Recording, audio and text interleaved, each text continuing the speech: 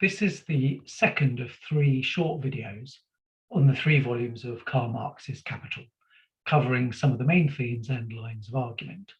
This video covers volume 2. Marx died before completing volume 2. He left it to his close friend and comrade, Friedrich Engels, to complete the task that had eluded Marx himself. The volume 2 manuscripts Engels had to work with were largely written by Marx during the 1870s. There were multiple sources, incomplete and written, as Engels explained, in the notorious handwriting that even Marx himself was sometimes unable to read. Engels made impressive progress, publishing volume 2 in 1885, just 2 years after Marx's death. One of the reasons for reading volume 2 is that it forms part of a coherent whole with volume 1. If you only read volume 1, you miss half the argument. In chapter 5 of volume 1, Marx noted an apparent paradox. Surplus value emerges in the sphere of circulation, in the marketplace, but that is not where it is produced. As he wrote, capital cannot arise from circulation, and it is equally impossible for it to arise apart from circulation. It must have its origin both in circulation and not in circulation. Marx follows one line of questioning emerging from this apparent paradox in volume 1. Where does surplus value come from? Volume 1 therefore focuses on the production of commodities.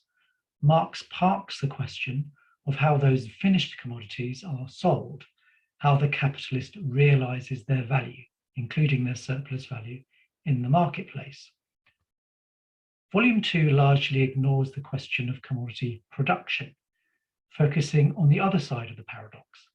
How does capitalist circulation work? How does the capitalist realize the value of finished commodities in the marketplace, including their surplus value? The main argument in volume 2 is actually, I think, quite simple, that capitalism is an integrated system of production and circulation.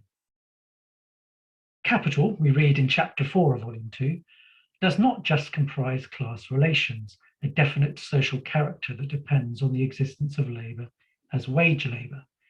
It is a movement, a circulatory process through different stages.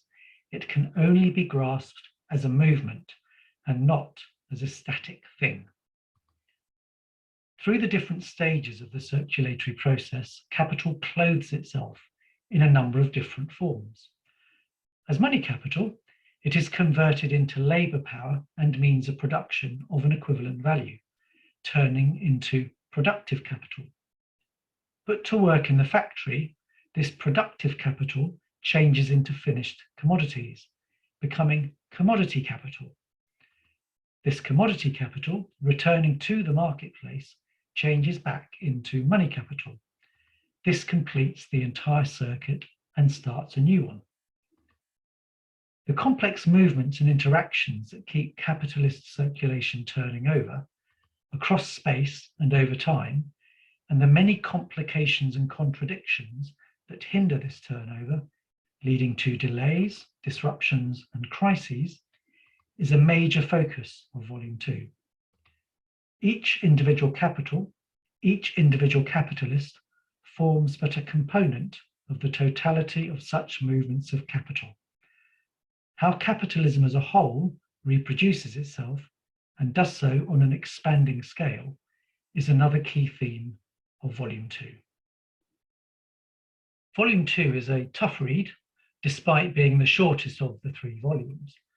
The translator of the most popular English edition refers to the arid deserts of text between its oases of interesting insights. For me, these oases are well worth the trudge. Volume 2 contains some of the most interesting and thought-provoking material across the 3 volumes. That's volume 2 done. I hope you found it useful, and check out my videos on volumes 1 and 3 to see how the overall argument hangs together.